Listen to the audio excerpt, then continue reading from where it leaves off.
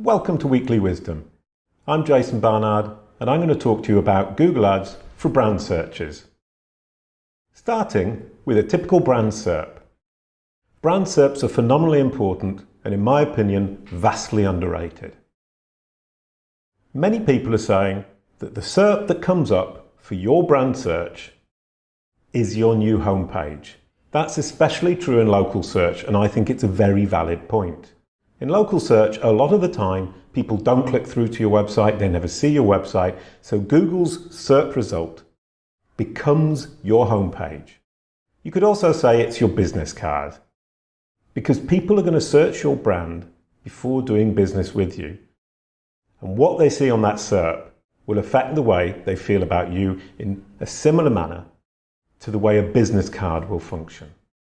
Now, who's searching for your brand? Prospects, clients, investors, partners, journalists, job candidates, subscribers, and many others. They're searching your brand name because they're ready to do business with you. What they see on that brand SERP is phenomenally important to whether or not they take that final step. And Google Ads is the easiest place to start because you control what it shows and it's right at the top. With the other elements on that brand SERP, you can influence it. That's what I do for a living, but you can't control them directly. So Google Ads is always a good place to start. There are three main aims here. Number one is to dominate the brand SERP. If you look at this example, big chunky site links, lovely text, they're taking up half the SERP already with the ad and the organic. You want to convert valuable leads, the people who are searching for you because they know who you are, they know what you do, they're just trying to make that final decision, and you can obviously help them. You want to control your brand message. You want to make sure that you're saying to these people who are interested in your products or services what you want to say to them. Communicate in a manner that's appropriate for your brand and isn't chosen by Google. But others are bidding, and that makes it a little bit more complicated. Here's a great example of a market where brands are bidding on each other's keywords. They're trying to steal the leads from each other. In this example, MailChimp are right down there at the bottom. The other two are hoping to steal the leads from MailChimp. They probably won't steal very many, but they will steal some. The good news is that it's rarely profitable for them, and you can push up their costs. Your quality score for your brand term should be 10 out of 10. You should be above average in click-through rate, above average in relevance, and above average in a landing page experience. On the other hand, they're going to have very low quality scores because people are looking for you, so they're unlikely to click on their ads. They're looking for you, so their ads aren't very relevant. They're looking for you, so when the people arrive on the landing page of your competitors, the page is unlikely to be terribly relevant to them. That means that your competitors are paying up to 10 times more per click. And that explains why it's so difficult for them to make it profitable. Not only are they addressing people who aren't interested in them, but they're paying a lot more for the clicks to get those people onto their sites. So check your quality score, make sure it's 10 out of 10. Make sure you've got above average click-through rate, ad relevance, and landing page experience. If it's not the case, you need to work on your campaigns. And even if it is the case, there's still room for improvement. Google says you've got 10 out of 10. It's not an absolute figure. You can always improve a little bit. I have clients who have managed to save 25% on their branded campaigns by implementing the tactics I'm about to give you. What do you need to do? Number one is protect your trademark. You don't want your competitors putting your trademark in their ad copy. You can't stop them bidding on your brand name, but you can stop them using your brand name in their ad copy. How do you do that? You ask Google, there's a form to fill in. You have to have trademarks in the territories you're asking them to protect your brand name for. And you have to have examples of somebody having used your brand name in their ad copy. That's a little bit unfortunate. You can't proactively protect yourself. So you need to keep an eye on that until you get an example, at which point you can protect your trademark. Now to the interesting part, saving money. Add relevance. For your brand name, exact match, you're definitely relevant. But if you're using broad modified, you want to move that to another ad group so you can control it better and it doesn't pan your exact match. You also want to add exclusions to get rid of all the keywords that are taking away the relevance from the query the user is making. You want to make one campaign per language and even per territory, especially in the case, for example, in English, where the UK, the US, Canada, Australia will have different vocabulary and you might want to address them in a different manner. Next, the landing page. How do you make the landing page experience better to push up your quality score and save money? You're probably using your home page. Most brands do. But if your brand page is presenting your products rather than your brand, that isn't going to be ideal.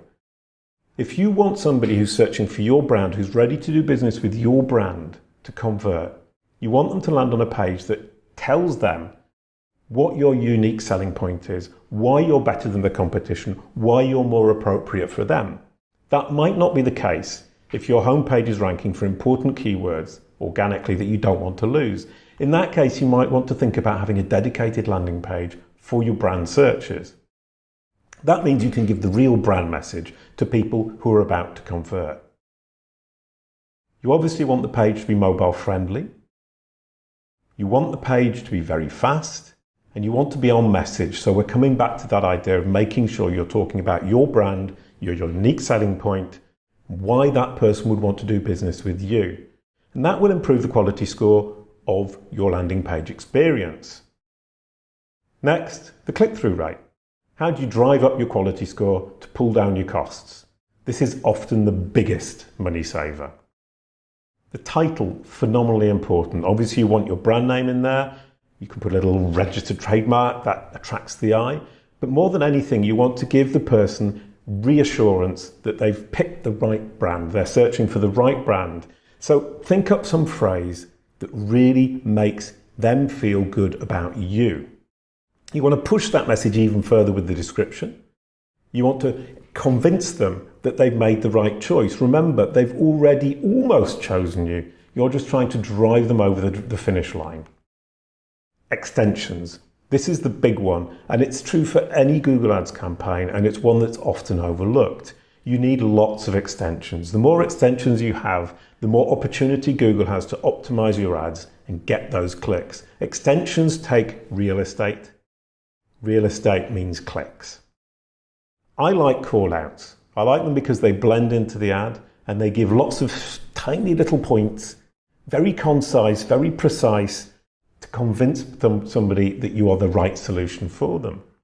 Site links, brilliant also. Give somebody the opportunity to go into your site at a specific place. Also, don't forget to put the descriptions.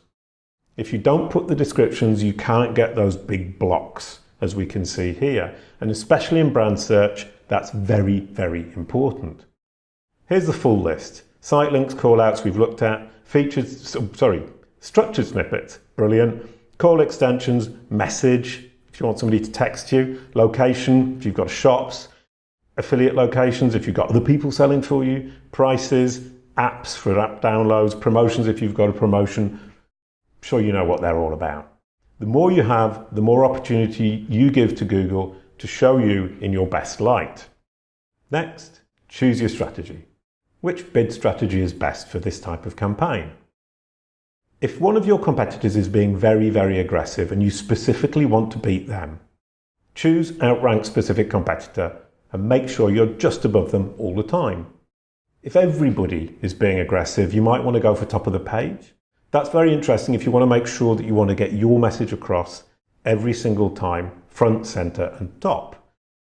I like to go with cost per acquisition because the idea here is to make money.